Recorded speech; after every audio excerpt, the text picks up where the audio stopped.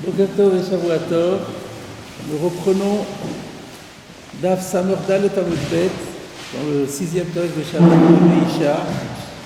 On va reprendre le dernier paragraphe qu'on avait commencé à étudier la semaine dernière.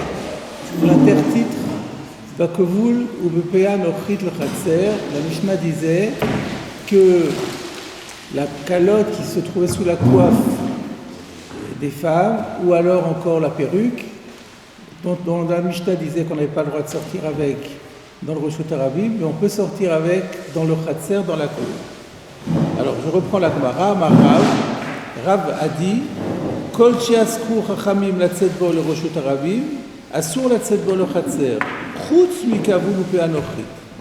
Donc Rav dit tout ce que les sages avaient interdit de sortir avec dans le Rosh Hashanah sur la voie publique, c'est-à-dire tout ce qu'on avait étudié dans la première Mishnah de Meisha, eh bien, ce qui est interdit les bijoux et ce genre de choses, que les Khamim ont interdit de porter dans le Rosh Hashanah, c'est aussi interdit de porter dans la cour. Rashi a expliqué parce que si on est déjà dans la cour en portant ces bijoux, on risque trop facilement d'oublier et de sortir ensuite dans la rue parce qu'on n'a pas l'habitude de se changer dans la cour. Il y a deux exceptions, c'est les deux exceptions qu'on a vues dans la Mishnah. Kavul et Pe'anochrit, ceux-là sont interdits dans le Rosh Hashanah, mais permis dans le Khatser. Ça, c'est la position de Rav. Rabbi Anani bar Sasson, Mishmeh de Rabbi Ishmael bar Rabbi Yossi Amar. Alors, un autre Amora, beaucoup moins connu, qui s'appelle Rabbi Anani bar Sasson, et qui dit cela au nom d'un Tana qui s'appelle Rabbi Ishmael bar Rabbi Yossi, lui, il dit non, Akol que Kavul. C'est en vérité, tout a le même statut que Kavul, c'est-à-dire que tout ce qui est interdit dans le Rosh Hashanah est permis dans le Khatser qui est à Rosh Hashanah. Tnan, là-dessus la Gemara a apporté une objection à partir de notre Mishnah. Bekavul ou Bepea Nochrit le Khatser. La Mishnah, c'était l'intertitre, vient de dire que la Mishnah a dit que la femme peut sortir avec sa calotte ou avec sa perruque dans la cour. Elle précise bien ces deux choses-là. Pas autre chose. Bishlama le Rav Nicha. Donc pour Rav, ça marche très bien. On a donné ces deux accessoires qui sont l'exception qui confirme la règle. Ce qui provient que toutes les autres sont interdits aussi dans la cour. Et là, le Rabbi Anani bar Sasson, Kashia, mais Rabbi Anani bar Sasson, pour Rabbi Anani bar Sasson, Pea et Nochrit, n'ont rien de particulier. Pourquoi la Mishnah citerait-elle ces deux-là, alors que c'est valable pour n'importe quel accessoire qui est interdit dans le Rosh Hashanah et qui est permis dans le Khatser? Réponse de la Gemara. Rabbi Anani bar Sasson, Mishmeh de Man Kamarle, Mishmeh de Rabbi Ishmael bar Rabbi Yossi. Rabbi Ishmael bar Rabbi Yossi, Tanaou Pali. Rabbi Anani bar Sasson, il l'a pas dit en son nom propre. Au nom de qui l'a-t-il dit? Il l'a dit au nom d'un Tana qui s'appelle Rabbi Ishmael bar Rabbi Yossi. Rabbi Ishmael bar Rabbi Yossi, c'est un Tana et il peut être en désaccord avec notre Mishnah. En d'autres termes, c'est sûr que notre Mishnah, elle ne pense pas comme Rav Anani bar Sasson, elle pense comme Rav, mais Rabbi Anani bar Sasson a le droit d'avoir un avis différent de la Mishnah parce qu'il s'appuie sur un autre Tana qui s'appelle Rabbi Ishmael bar Rabbi Yossi. En d'autres termes, la marloquette entre Rav et Rabbi Anani bar Sasson est en fait déjà une marloquette entre la Mishnah, le Tana de la Mishnah, le Tana anonyme de la Mishnah, et le Tana Rabbi Ishmael bar Rabbi Yossi. Et en fait, donc leur débat, c'est plutôt de dire comme qui on les possède, en fait. C'est qu'on verra plus tard dans Tosfot, c'est ce que Tosfot a dit. En vérité, la marloquette amoraïm est de savoir comme qui on les possède. Rav dit on est possède comme la Mishnah, ce qui est normal, c'est en général halakha que c'est la Mishnah. Et Rabbi Anani bar Sasson, lui, il pense que, exceptionnellement, on ne va pas suivre la Mishnah, mais on va suivre Rabbi Ishmael bar Rabbi Yossi. Voilà le débat. Il a le droit. Il a tous les droits. Rien ne s'y oppose. Du moment qu'on a un Amora, du moment qu'il a un Tana auquel s'accrocher, il n'y a aucun souci. Alors, c'est là qu'on était resté la dernière fois. La Gemara maintenant se retourne contre Rav et pour lui poser simplement une question. Rav, Maïshena Hane. Rav qui nous dit que ces deux-là sortent de la règle générale. Pourquoi? Qu'est-ce qu'ils ont de particulier? Maïshena Ani, qu'est-ce que ces deux, Kavoul et Péanochit, ont de spécial pour qu'on leur donne un statut différent de tous les autres accessoires qui sont interdits dans le Reshut Harabim?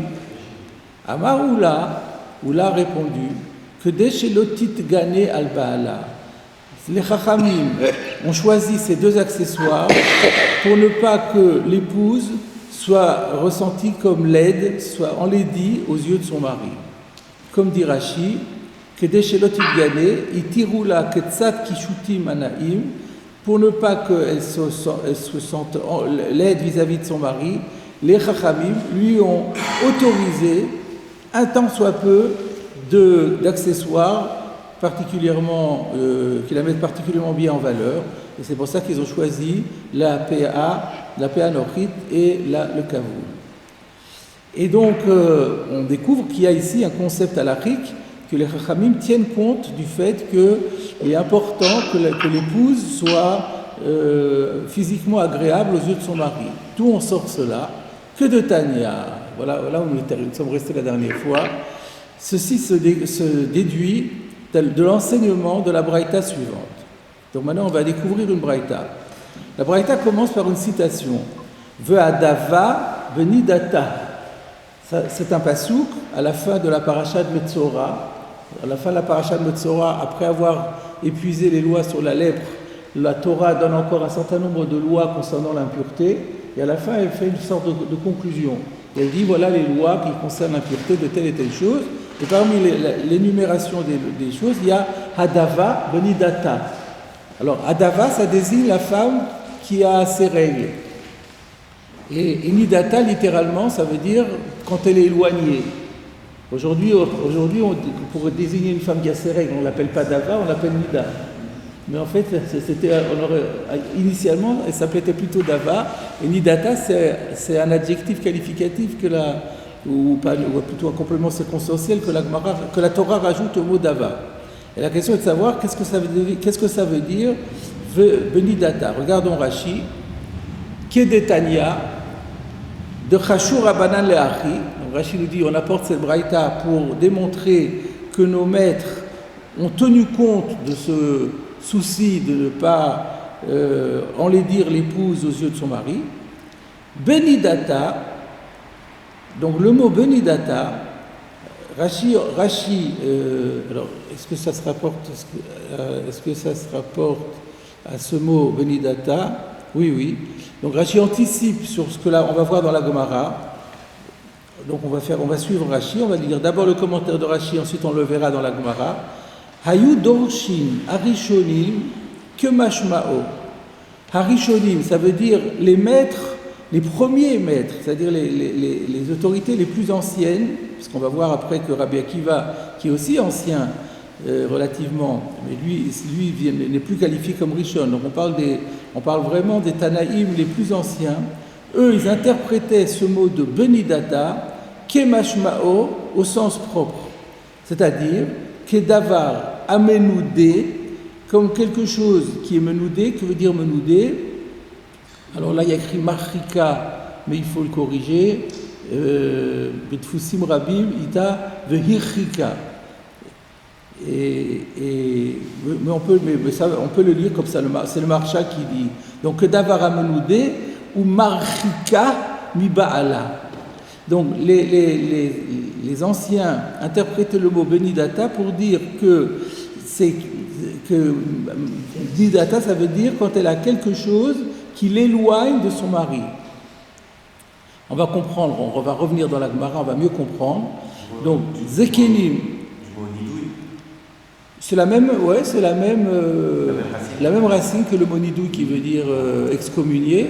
Donc au départ, menoudé, nada, ça veut dire l'archik, éloigné. Donc Adava, la femme impure, Benidata, lorsqu'elle est dans une période d'éloignement. Qu'est-ce que ça veut dire? Zekenim, Arishonim, Amrou. Les anciens, les tout premiers anciens, Amrou ont interprété Benidata ainsi. Shelotikrol, velotifkos, velotit kachet, bevigdei tzivonim. Alors il y a trois choses c'est pour nous enseigner que la femme qui avait ses règles avait trois défenses. Elle n'avait pas le droit d'être kochelet, tikrol. Qu'est-ce que ça veut dire tikrol? C'est facile. Rachid dit shelo tikrol einea. Donc l'avantage, c'est que le mot araméen correspond au mot français. Donc c'est ne pas mettre de krol sur les yeux, ne pas se farder les yeux. Lotifkos sharak alpanea. Qu'est-ce que c'est sharak? Tifinon belaz. Vehu adom. C'est un phare rouge. Donc là, c'est pas sur les yeux, c'est sur les joues. Donc en fait, elle n'a pas le droit de se maquiller, en d'autres termes. Elle n'a pas le droit de se maquiller. Et la troisième chose, c'était quoi? Lotit kachel ou idet tzivonim. Elle n'a pas le droit de se parer avec des vêtements de couleur. Donc elle n'a pas le droit de se mettre en valeur, de kitso, pour ne pas attirer son mari, pour ne pas se trouver dans une situation où elle attire son mari. Pour ne pas créer. Donc elle doit au contraire s'éloigner de son mari. Voilà comment les anciens interprétaient le verset de Nidata. La dava, la femme en règle, Nidata, lorsqu'elle est dans une période où elle doit faire en sorte d'être éloignée de son mari. Hatsheba Rabbi Akiva. Et c'est comme ça qu'on interprétait le verset, jusqu'à la venue de Rabbi Akiva. Velimed, qui a donné l'enseignement suivant. Imken, mais attends, dans ces conditions, si tu fais comme ça, Atamegana al-Baala, tu la rends honteuse aux yeux de son mari. Venimtsa Baala Megarsha. Tu prends le risque qu'à cause de ça, le mari en vienne à la divorcer. Donc c'est pas possible. Et là, Ma Talmud Lomar Vadava Benidata. Bon, très bien. Alors, donc on revient sur ce verset qui était, je vous rappelle, c'était les deux mots introductifs de la Braïta. La question était de savoir que signifie Vadava Benidata. Donc réponse, il y avait deux interprétations. La première interprétation et la nouvelle interprétation de Rabbi Akiva. Comment Rabbi Akiva, donc qui récuse la première interprétation pour les raisons que nous avons vues, comment va-t-il alors interpréter Adava Benidata? Benidata te'e acheta obamayi. Elle restera dans son statut de nida tant qu'elle ne sera pas immergée au mikvé. Regardons Rashi, si on n'a pas compris, ça sera plus clair. Te'e benidata betum ata. Ici, malheur, le mot nida veut simplement dire le statut d'impureté. Elle conservera son statut d'impureté acheta obamayi litbol. Tant qu'elle ne s'immergera pas dans l'eau pour s'immerger, Vafalpi she'avru shiva shela ou pasak mayana. Et bien que les 7 jours des règles ont passé, qu'elle n'a plus d'écoulement, et bien malgré tout, elle restera impure tant qu'elle n'a pas été au mikvé. C'est une chose que certaines femmes ignorent, qu'elles s'imaginent que quand on est nida au moment où il y a les règles, et puis quand les règles s'arrêtent, on cesse d'être nida. Et nous savons bien que c'est pas ça. Et il faut ensuite aller au mikvé. Tant qu'on n'a pas été au mikvé, on reste tamé. Et bien, c'est ça qu'au début du verset. Qu'est-ce qu'il a fait en fait?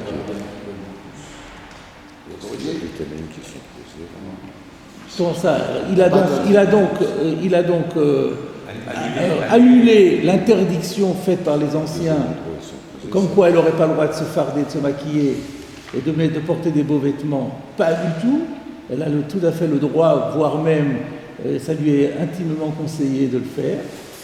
Et ensuite, on découvre que le verset a une nouvelle interprétation, à savoir qu'il faut aller au mikvé pour se purifier de la nida. Donc il y a deux apports énormes de Rabbi Akiva.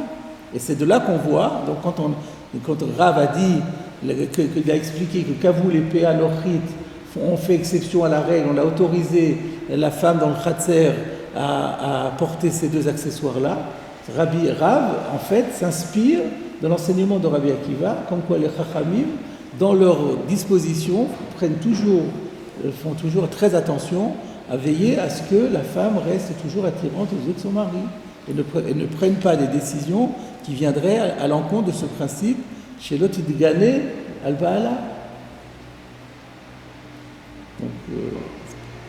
Alors, il y a ici deux questions très intéressantes qu'on peut soulever. La première est comment comprendre que Rabbi Akiva, qui est un genou par rapport à, quand on parle des Rishonim, c'est qui? Quand on parle de Zekinim à Rishonim, ça doit être Beth Shammai, Beth Hillel. Comment on peut imaginer que Rabbi Akiva aille et le front de s'opposer à des sommités aussi importantes et anciennes que Beth Shammai et Beth Hillel, par exemple. Alors cette question elle est soulevée par le Yahavetz. Donc si vous voulez bien, on va regarder dans les Yalkut Mefarshim et on va le voir dans les mots. Otiot Markimot, c'est toujours plus agréable.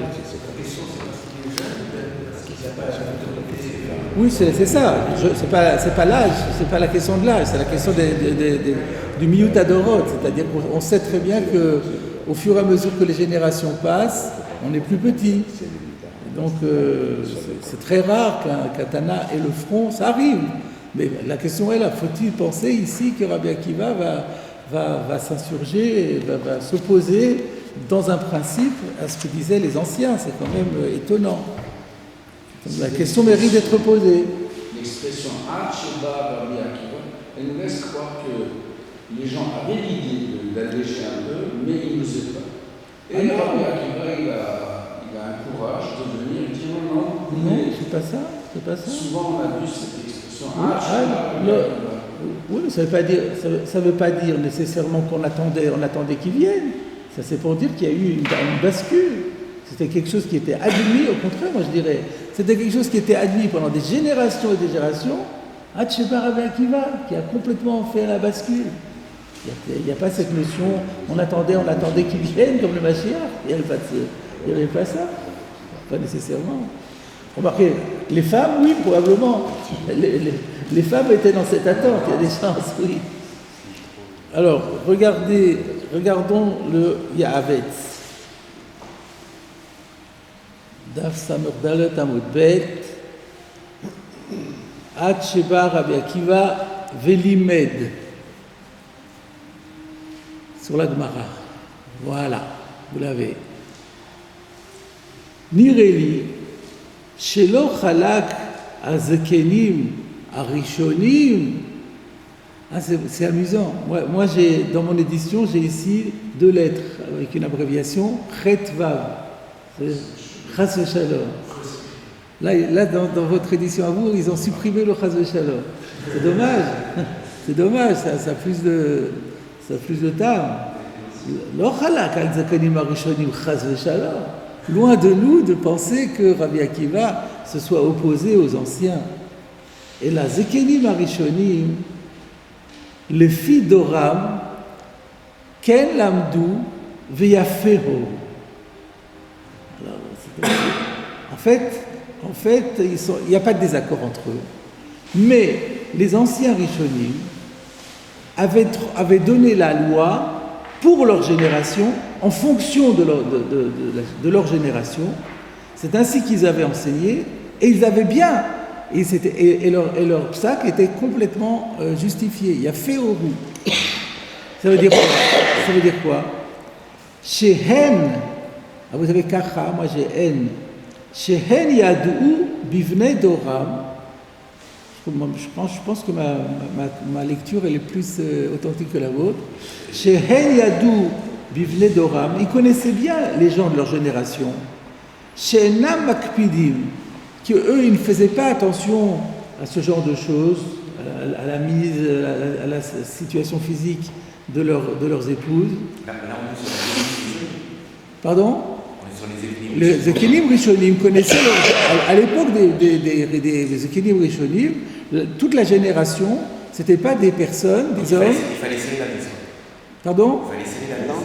Pas du tout, au contraire. Ce n'étaient pas des hommes qui faisaient attention aux détails physiques, à la beauté physique de leurs épouses. L'homme ils ne regardaient pas leurs femmes. Afilou be'et tarata. Même pas seulement quand elles étaient nida, mais même quand elles étaient en état de pureté, ne s'intéressaient pas à leur beauté physique. C'est pas ça qui les intéressait dans leur conjoint. Ce qu'ils aimaient dans leur conjoint, c'était leur valeur morale, intellectuelle, tous les échanges.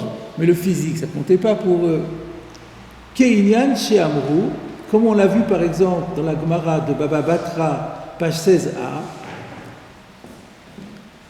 Vous arrivez à lire l'abréviation là, c'est quoi? B.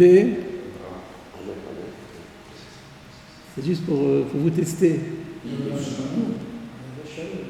Bravo, Avraham Avinu, à la Shalom.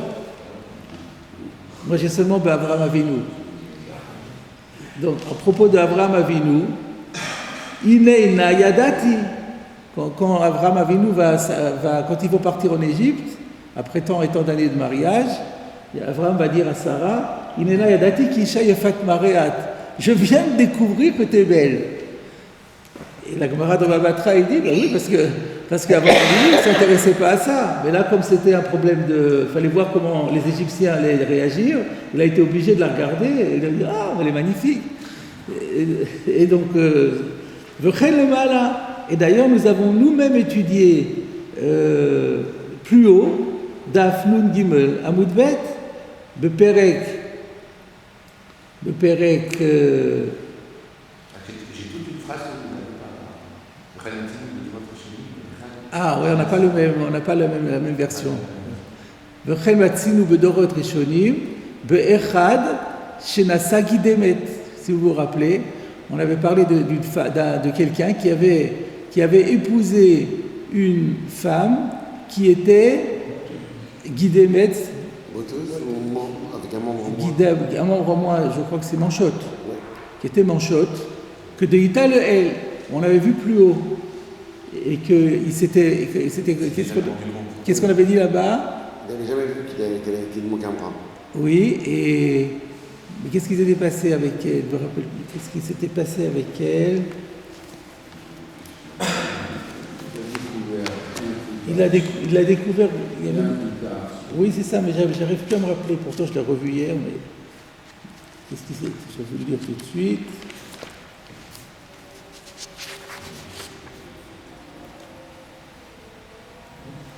Voilà. Chez Nassa Isha Gidebet, Veloy Kirba Adiomota. Jusqu'au jour de sa mort, il ne s'en est pas rendu compte. Et alors, il y avait quelqu'un qui avait dit Bo Roikamatsnoa Ishazu, regarde comme cette femme était tsanoua, Sheloy Kirba Baala. Et Rabbi Chel a dit mais non, c'est pas ça. Zoudarka Bekar, elle, c'est normal qu'elle ne montre pas son handicap. Et la Kamatsanoa Adamze, Sheloy Kirba Ishto, ça a été dit au mérite de cet homme qui n'en s'en est même pas rendu compte. Alors qu'elle, si c'est un homme normal, même si elle faisait attention de ne pas trop le montrer, il l'aurait obligatoirement su. Donc c'était vraiment c'est la même idée qui était développée, qu'à l'époque, les hommes étaient tsanoua, ils étaient d'une discrétion telle qu'ils ne regardaient pas la beauté physique de leur épouse. Donc je continue le Yavetz. V'kia de Amrinan, il y a aussi ceci, alors je regarde, V'chiha de Amrinan, Resh Pereketsan Mevachim, c'est conforme également à ce que nous avons dit dans Brachot, au début du Pereketsan Mevachim, Bo Ure'e, Ma Ben Dorot Rishonim, Dorot Haronim, on fait aussi d'autres oppositions entre la manière d'être et de penser des anciennes générations par rapport aux nouvelles générations. Vainunami Tama de Mishnah Rishona dans Bechorot, chez Mitzvat Chalitza Kodemet. Toujours être, donc voilà, en gros, donc ce qui veut dire, c'est qu'il n'y a pas de débat de fond entre Rabbi Akiva et les anciens Chachamim. Les anciens Chachamim sont tout à fait d'accord avec Rabbi Akiva que si les hommes commencent à garder leurs femmes, alors il faut tenir compte de Shelot Tidgané al-Ba'ala, mais à l'époque, ce n'était pas nécessaire. Et puis, au moment de Rabbi Akiva, on s'est rendu compte que ça devenait nécessaire, et donc il n'y a pas de débat entre eux. Voilà l'apport du Yavetz, et donc tout le monde est d'accord, il n'y a pas de débat, tout le monde est d'accord qu'à l'époque des anciens, il n'y avait pas de problème de Tidgané al-Ba'ala, et donc le Passouk voulait dire ce qu'il voulait dire, et par contre, à l'époque de Rabbi Akiva, on ne pouvait plus le comprendre le Passouk ainsi, et donc il fallait donner une autre explication. Sauf que le problème est, oui mais le Passouk ne peut pas avoir deux sens complètement différents une fois comme en fonction des Dorot, c'est pas possible. Donc là, il y a un problème qui se pose. Sur l'explication du Yavet, je pose maintenant une question. Il a l'air de dire, à l'époque de Dorot Arishonim, le verset c'était Shelo Tikrol, Velo Tifkos, Velo Titkaché, le Bigdet Sivonim. Le deuxième, à l'époque de Rabbi Akiva, le verset vient dire chez Teh Benidatat, chez Tavo Bamayim. Mais c'est pas possible, le verset il ne peut pas avoir deux sens différents en fonction des années. Alors c'est pour ça que je propose de dire qu'en fait, d'après le Yavet, ce verset est une asmarta. Quand ils avaient dit qu'on déduit de ce verset chez l'otikrol de l'otifkos, c'est pas que c'est ça le pshat du passou, mais en fait, on pouvait faire une asmarta. Une asmarta, vous savez ce que c'est? C'est une pseudo-dracha, où en fait c'est une takanat rachamim qui trouve une allusion dans la Torah. Et Rabbi Akiva a dit, on fait disparaître cette allusion-là, maintenant on s'en tient au sens fondamental du verset. Voilà la position du Yavet, ce que je voulais vous montrer. Je tenais à vous signaler qu'il y a quand même une autre explication qui a été donnée et qui est importante aussi, qui est proposée par le Tziv, Rabbi Naftali Tzvi Yehuda Berlin.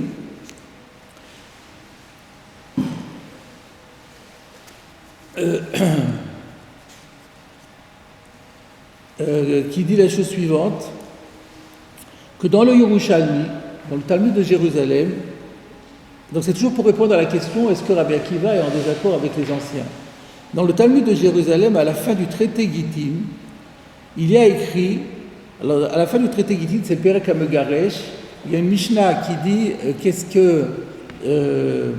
quelles sont les raisons qui peuvent permettre à un mari de divorcer de sa femme. Et dans le Talmud de Jérusalem, il y a écrit que les Zekenim Arishonim, dont il est question ici, Svira Lehu que Bet Shammai ou Bet Hillel. Il y a dans la Mishnah de Hamegaresh un débat entre Bet Shammai, Bet Hillel et Rabbi Akiva sur les raisons pour lesquelles un homme peut divorcer de sa femme. Bet Shammai, lui, dit Assur le Garesh, et là Imken Matsaba Dvar Erva.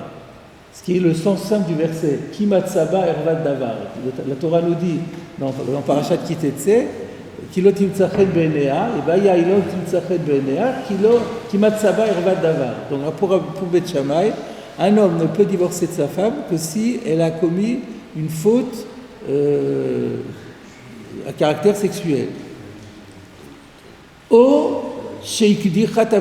Alors, ça c'est Bet Shammai. Bet Hillel avait dit, je crois qu'on l'avait cité il n'y a pas très longtemps, si elle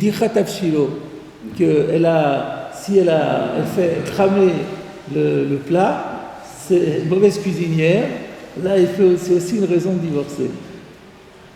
Et vient ensuite Rabbi Akiva qui disait Afilu matzah cheret na'a hemena mutar le garsha.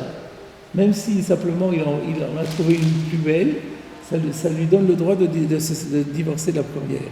Alors le Yerushalmi dit, mais c'est ça le débat. Les Zekenim Arishonim, c'était ou Bet Shammai, Bet Hillel. Donc pour eux, on n'a pas le droit de divorcer simplement parce qu'elle n'est pas belle. Il faut un motif plus fort. Et donc ça, c'est pas un motif valable, donc il ne pourra pas divorcer, donc il n'y a pas de crainte. Mais Rabbi Akiva qui dit ici, c'est un motif, puisque s'il en trouve une plus belle, si celle-là, elle devient laide à yeux de son mari, il en trouvera une plus belle, il faudra divorcer, il aura le droit de divorcer. C'est pour ça que Rabbi Akiva a fait ça. Donc selon le Yerushalmi, c'est quand même un Yerushalmi, donc il y aurait un vrai débat entre Rabbi Akiva et les Zekenim Rishonim, mais ce débat-là, c'est pas un nouveau débat, c'est un débat qui est répertorié de toute façon. Et donc ils sont le Shitata. Donc c'est aussi une réponse qui vaut la peine d'être dite. C'est quand même étonnant que là c'est axé sur le... Alors je ne dis pas que c'est pas important, que ça soit axé sur le physique, alors qu'on a plutôt, chez nous, on est plutôt axé sur les valeurs. Mais justement, c'est ce qu'on a dit. C'est ce que disait, d'après le Yavet, dans Dorot Arishonim, on ne regardait absolument pas le physique. Et puis il faut bien reconnaître qu'aujourd'hui, les gens font plus attention au physique que dans le passé. Oui, non, mais on voit avec ce que vous venez de ramener. Sur le Notziv. Bon, il a brûlé le plat. Bon, ok, c'est gênant, mais je veux dire, ça paraît quand même assez léger comme motif de... Ah oui, bon, ça c'est effectivement, ça nous paraît étonnant, mais ça, il faut voir dans Gittin exactement pourquoi est-ce que... En tout cas, on constate que même pour Beth Hillel, on considère que l'histoire de Dichat Avshilo est un motif plus sérieux que le physique. Ça, c'est pas le physique, ça, c'est le matériel, c'est autre chose. C'est la vie, c'est-à-dire c'est sa propre vie, c'est-à-dire que lui, il n'arrive pas à manger correctement, donc c'est sa santé à la limite. Il faudrait effectivement, c'est vrai que vu comme ça nous paraît étonnant à nous, parce que bon, déjà avec beaucoup de divorces, ça. Mais d'un autre côté, ça veut dire que c'est une femme qui systématiquement, c'est pas une fois que ça arrive, ça veut dire que en fait, elle n'est pas capable de cuisiner. Enfin, d'un autre côté, c'est pas une raison, on n'a qu'à engager une cuisinière, c'est tout. C'est ça qu'on se dit. Il n'y a pas quelque chose de paradoxal chez les Rishonim. On a dit que de leur époque, les hommes ne faisaient pas attention. D'après le Yavet. Hein. Alors, s'ils ne faisaient pas attention, pourquoi on leur interdit de mettre des robes colorées, etc. Ils ne faisaient pas attention. Ils laissaient les femmes s'habiller comme elles veulent. Et de toute façon. Oui, mais si elles sont attirantes. Eux, ils ne font pas attention, mais si elles créent l'attirance. Ils peuvent. Ils ne regardent pas, mais vous ne regardez pas. Mais quand on met un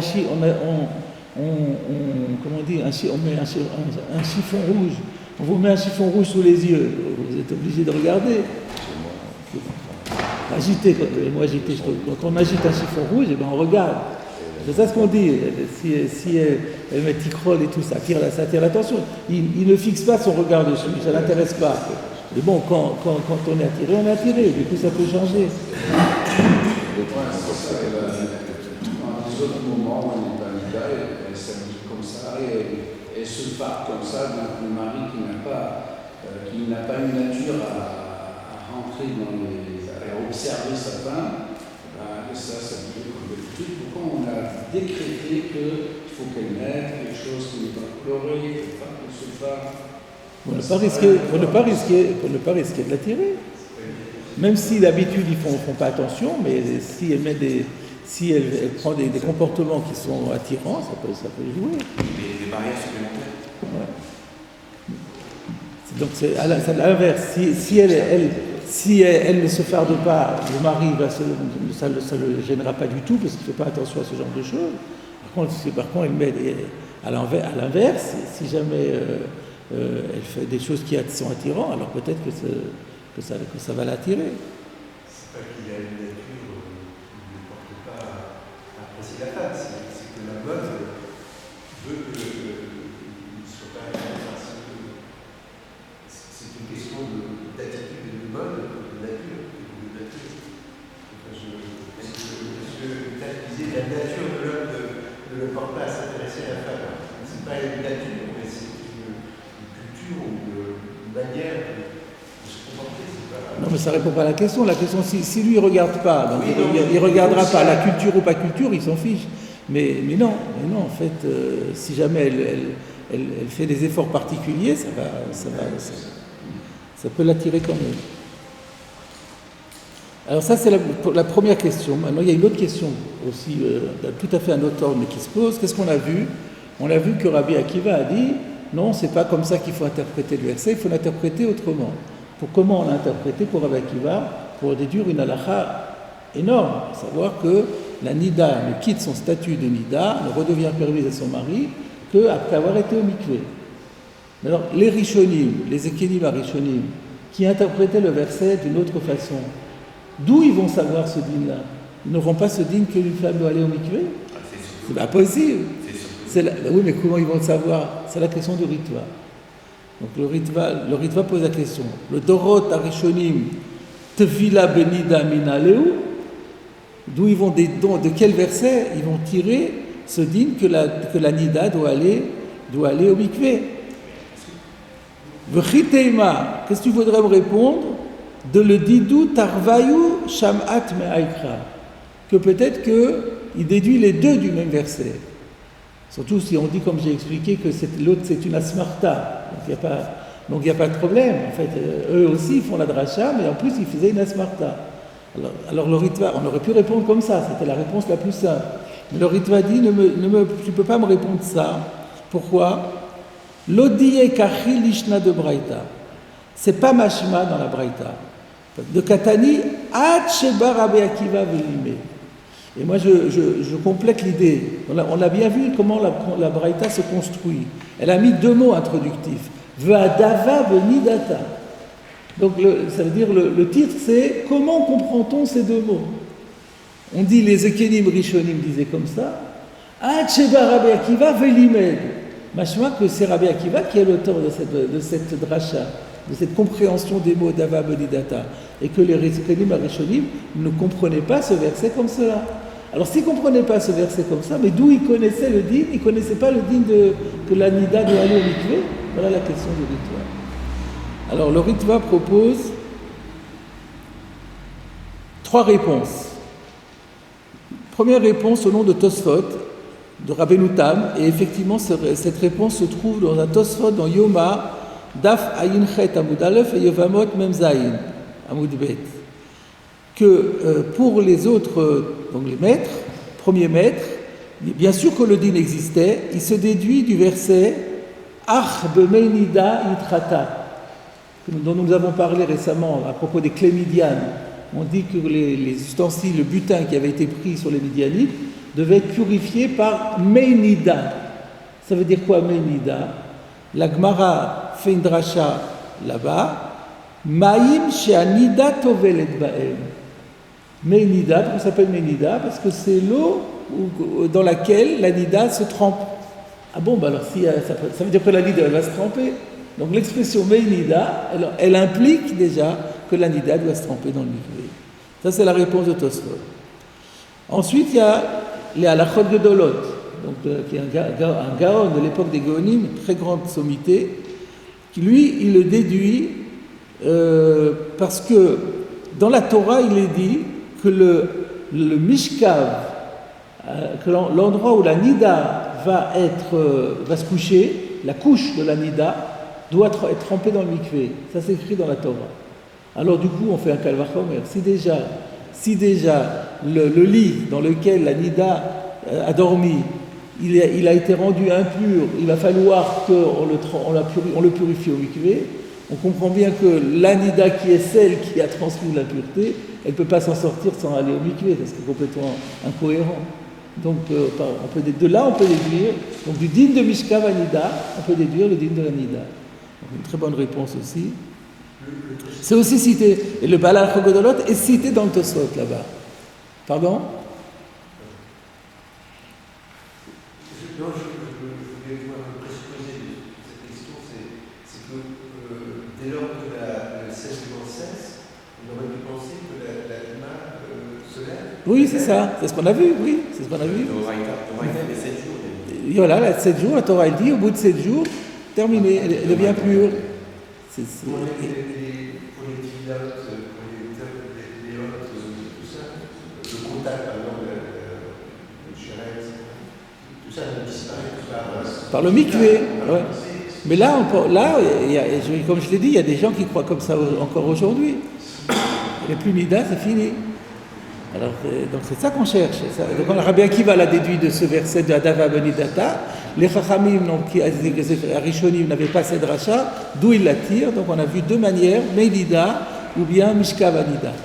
Il y en a une troisième, citée par le Ritva, parce qu'il y a un verset dans Zecharia, un verset dans Zacharie, chapitre 13, verset 1, qui est cité aussi dans la Gemara, qui dit « Bayom Haou », qui se réfère à ce qui se passera dans la fin des temps, ce jour-là, « Yiyeh Makor Niftach », il va y avoir une source près de Jérusalem qui va s'ouvrir, « Le Khatat ou le Nida ».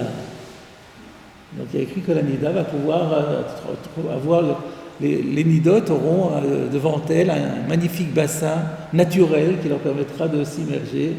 Mais donc on voit bien que la Nida a besoin d'un makor. Khatat, c'est Paradouma. Pardon? On dit Khatat comme ça, c'est Paradouma. Khatat, c'est quoi? C'est Paradouma. Paradouma, ouais, je pense. Ouais.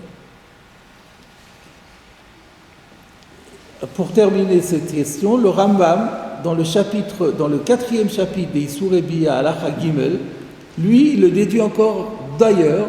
Il le déduit parce que il y a écrit V'rachzu b'maim à propos de Isha Ashayishkav Ish Ota Shechvat Zera. Lorsqu'il y a écrit dans la Torah, toujours dans la paracha de Metzora, que si un homme a des relations avec une femme et que cette femme était nida, V'rachatzu b'maim v'tameh ad ha'erev. Ils devront aller au mikvé. Et donc, il ne s'agit pas là-bas, je suis trompé, il ne s'agit pas là-bas quand elle est nida. Stam, simplement deux personnes qui ont une relation, il y a écrit qu'elles doivent aller au mikvé, et on fait un binyan av, et de là on déduit, c'est un peu ce que vous disiez, si ça rentamait. Donc si une relation sexuelle impose d'aller au mikvé, donc une nida doit aussi certainement aller au mikvé, quelque chose comme ça. Et ça vient du Sifra. C'est une dracha qui est dans le Sifra. Le Rambam n'a pas inventé une dracha. Cette dracha se trouve dans le Sifra. Donc en fait, on a l'embarras du choix pour trouver la loi d'immersion dans le mikvé. Alors maintenant, nous allons aborder la question, le Tosfot de Rabbi Hanani bar Rabbi Sasson. Donc il nous reste ici l'étude. Donc on a fini la Gemara sur ce sujet, et maintenant nous allons étudier le Tosfot. Donc Tosfot, Rabbi Hanani bar Rabbi Sasson, Amar Akol Kekavul. Donc ce Tosfot revient sur la proposition de base de Rabbi Hanani bar Sasson contre Rav, qui pense que tous les accessoires que les Chachamim ont interdit de porter dans le Reshut Harabim sont autorisés à porter dans la cour. Venir et d'Alacha que Rabbi Hanani. Ce Tosfot est un Tosfot halachique. Je dis parfois que Rashi est un commentateur exclusif. Les cas où Rashi parle de halacha sont rarissimes. C'est seulement il y a de temps en temps des cas où Rashi se pose la question de la halacha, c'est parce que ça faisait à son époque, c'était vraiment le problème de l'heure. Et donc il en profite pour donner la halacha. Mais Tosfot, qui aussi est avant tout un commentateur, volontiers s'intéresse également au problème de halacha. Et donc là, ici, la question qu'on va se poser maintenant, c'est de savoir comme qui on est possède. Donc c'est un enjeu énorme. La question est de savoir si on peut dans la cour porter n'importe quoi ou pas. Si la halacha est comme Rav, non, à part Kavou l'épée à Norchit, on ne peut rien mettre. Et si on dit comme Rav Hanani bar Sasson, on peut porter tout ce qu'on veut. Alors, la Tosfot nous dit, donc nous, qu'est-ce qu'on aurait dit nous? À la base, on aurait dit, Rabbi Hanani bar Sasson, c'est un illustre inconnu, Rav, c'est un des premiers Amora de la génération de Babylonie, et donc ça paraît évident que la halacha sera comme Rav. Et voilà que Tosfot nous dit, non. Venir et, il me semble, de la halacha que Rabbi Hanani, que la halacha va être coulante, elle va suivre l'avis coulant de Rabbi Hanani. Alors sur quelle base? Mide Amar, Milte, Mishme de Rabbi Ishmael bar Rabbi Yossi. Par le fait qu'il a dit son enseignement au nom de Rabbi Ishmael bar Rabbi Yossi. Le Rabbi Ishmael, Tanahu ou Palig, et qu'on a vu dans la Gemara, c'est pour ça que j'ai tenu à refaire la Gemara au début du cours. On a vu que la Gemara disait que Rabbi Ishmael pouvait être en désaccord avec notre Mishnah, parce que c'est un Tanahu ou Palig. Donc, puisque Rav Hanani bar Sasson, il pense comme Rabbi Ishmael bar Rabbi Yossi, et que Rabbi Ishmael bar Rabbi Yossi est un Tana qui peut être en désaccord avec la Mishnah, donc la halacha est comme lui. A priori, ça n'a aucun sens. Et alors, il pense comme ce Tana-là, mais Rav, il pense comme qui? Il pense comme le Stam Mishnah. Donc, entre les deux, c'est la halacha comme la Mishnah qui doit l'emporter. C'est incompréhensible. Ça ne nous a pas fait avancer beaucoup. Enfin, ça a donné une personne plus importante qui est face voilà, ça lui a permis d'émettre un avis, parce que sinon il n'aurait même pas pu émettre d'avis, mais cela pour dire que de ce fait la halacha va être comme lui, on ne comprend pas.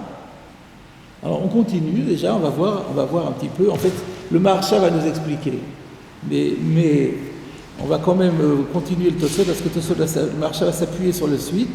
Ve'od, il y a un deuxième. Alors, ve'od en principe, ça veut dire qu'il y a un deuxième argument. Second argument, de Beshel Sofrim Halech Haramekal. Que lorsqu'il y a un débat sur un sujet rabbinique, pas un sujet thoraïque, la question n'est pas de savoir si c'est interdit par la Torah ou permis par la Torah. Là, dans ce cas-là, on va toujours la Qumra. Mais si le débat est-ce que dans ce cas-là, les rabbins ont interdit ou pas, on a une règle que lorsqu'il y a débat, on suit l'avis le plus coulant. C'est une règle qui est corollaire du principe bien connu, ça fait que de Rabbanan la Kula. Quand on a un doute sur un problème rabbinique, on va la Kula. Donc quand il y a un débat sur un problème rabbinique, on a un doute, donc automatiquement on va la Kula. Donc le deuxième argument, on le comprend. Parce que c'est misérable, de peur qu'elle aille en dehors. Ben oui. Donc c'est une non, même pas. Non, même dehors, c'est Midrabanan. Même quand elle va dehors, on avait dit que c'était Midrabanan, parce qu'elle a peur qu'elle le montre à ses copines et ce genre de choses. De toute façon, on n'est que dans le Rabanan. On croit même qu'on aurait pu dire que dans le Khatser, c'est un Xera l'Ixera. Je crois qu'on avait vu le Ran qui disait non, c'est pas Xera l'Ixera parce que c'est automatique pratiquement, donc c'est la même Xera. Mais donc on n'est que dans le domaine de Shel Sofrim. Donc le deuxième argument, on le comprend. Et le premier, on ne le comprend pas. Alors je vous invite à regarder le commentaire du Maharsha qui va nous expliquer l'intention du Tosfot et qui va nous dire en fait que ce n'est pas deux arguments distincts, c'est un seul argument qui est décomposé en deux parties. Voilà grosso modo ce que dit. Il n'y a pas de problème de Yahid et Rabbi. On a un Mishnah sur Rabbi et le Yahid sur Rabbi Anani ou Rabbi Shmael. Oui. Et alors on tranche comme le Yahid. Il a le droit, Rabbi Shmuel, Rabbi Sasson, Anani Bar Sasson, il sait très bien que c'est Marloket Tanaïm et qu'il y a le Rov de la Mishnah, il y a le Rov des Chachamim qui pense comme ça et un Yachid qui pense comme ça. Lui, il est en droit de dire, moi je pense que la Lacha est comme le Yachid contre le Rabbi. D'accord, mais à la fin finale, on va suivre le Rabbi quand même, non? C'est une question qui va être posée, je crois, dans la suite, on va la voir. Je peux vous le citer tout de suite puisque vous en parlez. C'est le Pnei Yoshua. Le Pnei Yoshua qui attaque la deuxième argument de Tosfot qui dit qu'on fait comme Rabbi Anani parce que Beshel Sofrim Alachar Amekal. Il dit mais ce klal, c'est Dafka Beyachid Neged Yachid. Votre question. Le klal de Shel Sofrim Alachar Amekal, c'est seulement lorsqu'il y a un Yachid contre un Yachid. Mais là, on est à Yachid Neged Rabbi, donc il n'y a pas ce klal de Beshel Sofrim Alachar Amekal.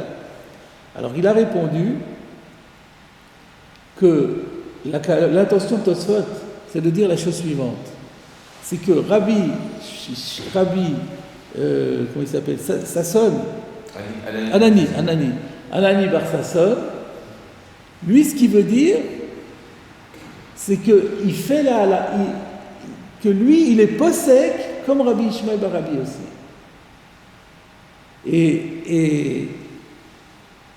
Et Rav dit non, donc tous les deux ils sont d'accord qu'il y a le Marloket Tanaïm, il y a la Stam Mishnah et Rabbi Ishmael Bar Rabbi aussi. Vient maintenant Rabbi Anani Bar Sasson, il dit moi je fais halakha comme Rabbi Ishmael Bar Rabbi aussi.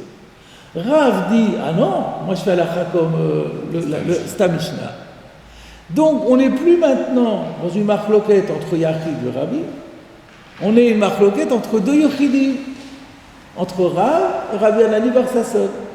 Rabbi Anani Bar Sasson il dit moi je dis pas, moi je fais pas parce que marloquette besofrim alachar amekal, c'est pas mon argument. Oui, moi je fais halakha comme Rabbi Ishmael Bar Rabbi aussi parce que sa svara me convient. Et j'ai le droit en tant qu'Amora de suivre le Tana que je veux, même si c'est un Yachid. Donc si vous voulez intervenir par la règle de Shel Sofrim Alachar Amekal, elle n'est pas applicable ici parce que c'est Yachid de Rabbi. Mais il n'y a pas la règle ici de Beshel Sofrim Alachar Amekal. On a Rabbi Anani Bar Sasson qui dit on est face à une Marloket Tanaïm, j'ai le droit de choisir, même si c'est le Yachid. L'avis de Yachid me convient à moi, je trouve qu'il est plus fondé, il est plus logique, je fais comme lui. Rav dit non, moi je fais l'akha comme le Rabbi. On est face maintenant à une marloquette entre deux Yochidim. Deux Amoraïm Yochidim. Rav d'un côté, Anani Bar Sasson. Et là on peut dire Beshel Sofrim Alachar Amekal. Voilà comment Voilà comment le Pnei Yoshua s'en sort. C'est de manière très subtile. Mais je voudrais vous citer le Mitzpe Etan que vous pourriez voir derrière, mais pour gagner du temps. Il dit non, on n'est pas obligé, on peut donner une réponse plus facile. C'est que Tosfot pense comme les Agaot Maïmoniyot. L'Agaot Maïmoniyot, c'est un auteur qu'on trouve sur le Mishneh Torah et dont l'auteur, l'Agaot Maïmoniyot, est un élève du Maram de Rotenbourg. Et lui, dans les Resh Ilchot Mamrim, il donne un klal d'Afilu b'yachid neged rabim kaimalan le kula b'shel sofrim. Donc en fait, il y en a qui disent que non, même du moment que c'est de Rabbanan, la règle de yachid v'rabim n'existe pas. Voilà. Et le Kesef Mishneh le dit aussi, et même le Rav Amagid aussi, dans le Perek Zayin Ilchot Yom Tov. Donc il y a beaucoup d'avis comme ça. Donc voilà. Donc votre question était une très bonne question, c'est la question du Pnei Yoshua. On peut la résoudre de deux façons. Soit on n'a pas ici une marloquette entre Yachid et Rabim, on a une marloquette entre deux Amoraïm et on dit Allah Chachamekal, ou alors on dit que la règle de Yachid et Rabim, Allah Chachamekal ne s'applique pas dans Beshel Sofri. C'est intéressant. Et les deux chitotes sont toutes les deux fondées. Donc ça, c'est un principe qui a été retenu. Quand on a affaire à une histoire du livre Sofrim, on ne suit pas les Yachid. C'est pas le Pnei Yoshua, il n'avait pas retenu ça. Le Pnei Yoshua, il ne suivait pas ça. Mais vous avez l'Agot Maïmoniyot, le Kesef Mishneh, le Magi Mishneh. Donc tout le monde ne pense pas comme ça, mais il y a deux camps tout à fait respectables dans les deux situations. C'est des choses qui arrivent couramment. Il y en a qui pensent comme ça, il y en a qui pensent comme ça. Okay. Alors, on revient maintenant à notre marcha, que je vous ai déjà en fait résumé, mais qu'on va voir quand même dans les mots parce qu'il est assez nourri.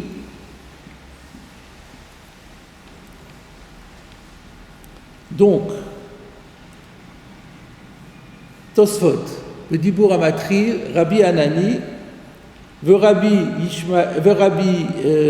Yishmael, Tanaou ou Palig, Ve'od de Beshel Sofrim, Alech Acharameka, Atkan le Shonam, fin de citation du Tosfot.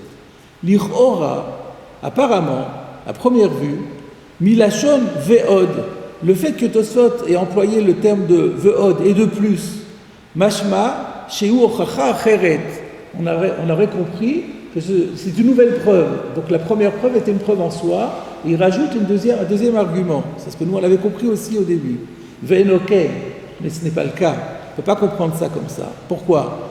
Parce que le premier argument de Meha, de Rabbi Ishmael Tanaou Palig, le Choud, si on se basait uniquement sur le fait que Rabbi Ishmael est un Tana qui est en désaccord avec la Mishnah, Vadaï de l'Ekal Ochouché de l'Cheta Kevate, c'est sûr qu'il n'y a pas de quoi prouver que la halakha est comme lui. De Eima Adraba, parce que moi j'ai tendance à dire au contraire, de Ilcheta que Tana de Matnitin, qu'entre les deux, je fais plutôt halakha comme le Tana de la Mishnah. Aval Tzarich Lomar de Enze et la Ochacha Achat. C'est pourquoi il faut comprendre dans Tosfot que les deux arguments, même s'ils sont liés par un ve'od, ne constituent qu'une seule et unique preuve. Ve'retze Lomar, ils veulent dire ainsi, de Ilav, Ika Tana de Palig, que s'il n'y avait pas cette notion que Rabbi Ishmael est un Tana qui peut être en désaccord avec la Mishnah, Lo avait il chata que Rabbi Hanani. Là, c'est sûr que la halakha n'aurait pas pu suivre Rabbi Hanani de Hu Amora, parce que lui, c'est un Amora qui viendrait dire le contraire de la Mishnah. V'adraba, matniti tikshele. La Mishnah lui fait problème. Donc, qu'est-ce que tu dis comme argument? On va faire halakha comme lui, mais c'est pas possible. Lui, il est opposé à la Mishnah. Qui va de Rabbi Ishmael Tana ou Palig Amatnetim. À partir du moment où Rabbi Ishmael c'est un Tana et que ce Tana est en désaccord à la Mishnah, donc du coup, c'est pas simplement Rabbi Hanani qu'on suit, mais on suit un Tana. Ve'odika de Beshel Sofrim. Et de plus, il y a cette idée que on est dans une marloquette de Rabbanan. Il clame le même ard d'Alakha que Rabbi Hanani. C'est de ce fait, on peut dire que l'Alakha est comme Rabbi Hanani. Donc, soit comme on a vu d'après le Mitzpe Etan, soit comme on a vu d'après le Pnei Yoshua. Donc, que l'un dans l'autre, on va dire Beshel Sofrim Alach Acharamekal. Donc, ça, c'est le premier point dans Tosfot. Ce ce verrou de marche, verrou qui cadre les choses surprises. Tu vois ce verrou? On est obligé.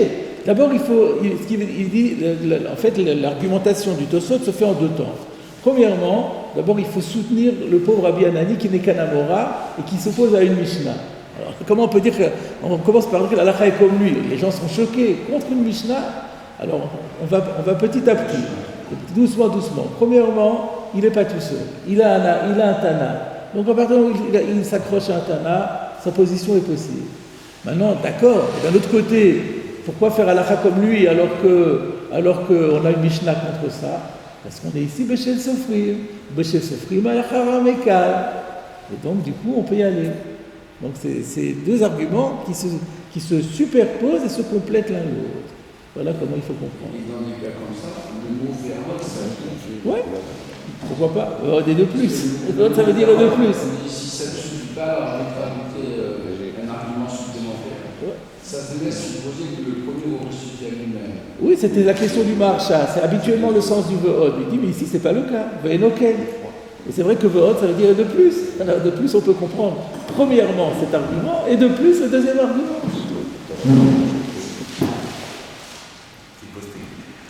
Pardon? La pause technique. Le? Pour la vidéo, la pause. Oui, la pause. J'entendais